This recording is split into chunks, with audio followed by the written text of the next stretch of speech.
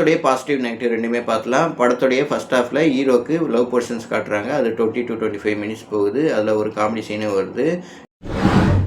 Heroine வீட்டு ஜன்னலை சாரா கல்லெடுத்து அடிக்கிறாரு. அதனால ஹீரோயினோட பாட்டி இறந்து போயிடுறாங்க. இது ஒரு காமெடி சீன்னு வச்சுருக்காங்க. இதெல்லாம் என்ன சொல்லுதுன்னு எனக்கு தெரியல.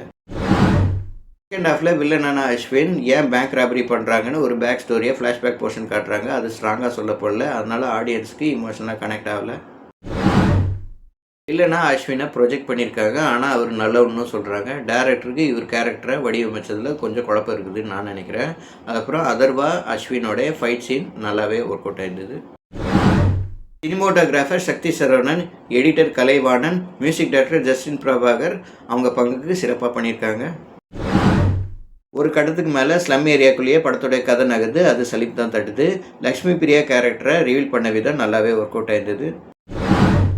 மொத்தத்தில் இந்த படம் எப்படி இருக்குன்னு கேட்டிங்கன்னா, டேரக்டர் இந்த படத்தை கிரைம் அண்ட் சர்வைவல் த்ரில்லராக எடுத்திருக்காரு.